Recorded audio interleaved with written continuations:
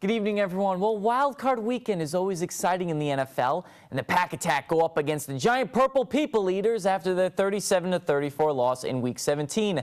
Now it's time for round two, but at the frozen tundra of Lambeau Field, quarterback Christian Ponder out with an elbow injury. So we go to Joe Webb, who never took a snap this season, but plays in this big game. First quarter, Adrian Peterson gets the handoff, goes 11 yards up the middle. That leads to a field goal, 3-0 Vikings. Still in the first, Juwan Harris gets the ball and goes 8 yards on that toss all the way to the end zone for the touchdown.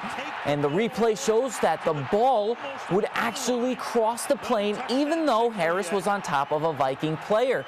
Pack Attack with the 7-3 lead right there. Harris, a big part of this offense. Then on 4th and 5, Rodgers would find Greg Jennings for the 32-yard pass play.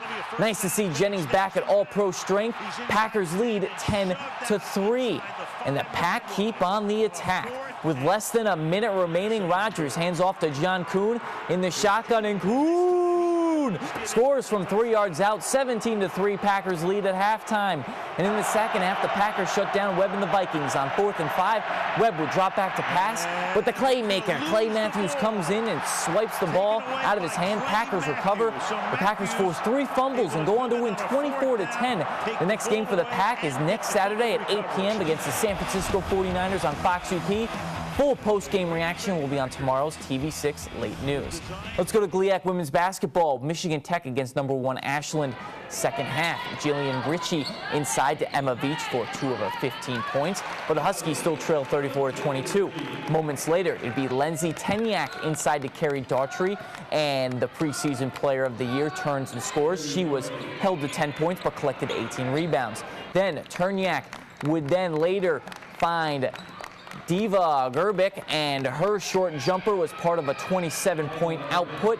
Tech made it closer late with several three-pointers, but the Eagles remain undefeated, 76-66. Sam Hoyt led Tech with 16 points. Mackenzie Pertu chipped in with 15. So Kevin Luke's Huskies led by 17 at the break over Ashland. It did not slow down much in the second half. Superior Central's Jordan Chartier gets the return pass and from Alex Cully and sinks the three-pointer. Tech up 59-45. Chartier at 6 points.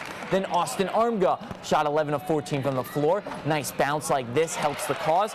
He paced all scores with 26. 61-45 Huskies. Ali Hayter wasn't feeling 100%, but you can't tell here, going nearly coast to coast for the hoop. He had 24 points and 10 rebounds for the second straight game, and Tech won 81-59. The Huskies are 7-1 in the league and 10-2 overall. Then head coach Doug Lewis and the Wildcats looking for their second win in a row against Lake Erie. Wildcats up 28-16 at half, and Lake Erie tries to storm back.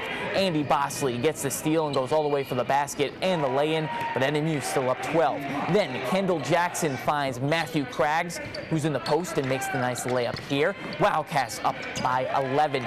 Then some nice ball movement from NMU. TJ Cameron finds Scooter Johnson for the lay-in here, and NMU starts to pull away with 6 minutes left. Cameron had 4 assists on the afternoon. And Scooter also has some hops as Spencer Huss finds Johnson for the slamma jamma, and NMU beats Lake Erie 66-52. And the Wildcat women took on Lake Erie in the second game. Escanaba youth basketball team in attendance, very nice. And in the first half, Sarah Wojcicki drives to the baseline, finds Kaden Skelton for the lay-in. Storm took a 7-0 lead in the early minutes, but the Wildcats responded with a hot shooting day from beyond the arc. Nia Makala would get the ball in the corner and nail the three-pointer to tie it at 7. Then Sarah Miller finds Lauren Gruber with the 3 ball, 12-9. And 3 is just a charm, right? Maybe when it comes from number 3 herself, Alyssa Cola, who pops the 3 here, gets nothing but net. Alyssa Coca-Cola had 9 points as the Wildcats shot 40% from downtown to beat Lake Erie 68-63. Now let's go to the scoreboard. Lake Superior State women and men both got a win. The women won 70-64 and the men won 85-71. Also, Gogibic won 99-68. Jordan LaPlante 19 points. Rainey Clark double-double, 15 points, 12 assists for the Sampsons. Then also Finlandia men and women were playing. The men fell 82-65, but the women won 60-52. Haley Gervais had 17 points and 9 rebounds in the win. Also, high school basketball, Wasaki 61, Stevenson 53. Tied at 1 in the second period, and for Novi it'd be Bradley Hofalik to Joshua Ward. His shot sneaks through the traffic and beats a screened Marcus Gloss 2-1 Novi just 17 seconds into the period. 9 minutes later on the power play for Houghton, Tristan Foltz to Jed Khalil.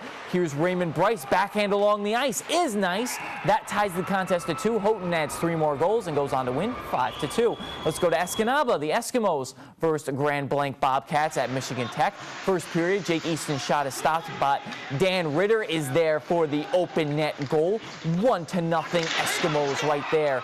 Then we go to the second period, and Levi Wonder is having a wonderful series. He gets along, moves here, a move there, dekes the goalie for one of his 3 goals on the afternoon. Escanaba leads 6-1, and they beat the Bobcats 9-1. And a recap of the game, go to uppermichigansource.com. All right, Donnie, the Packers heading back to California. Aaron Rodgers' homeland there, so a rematch. I'm excited.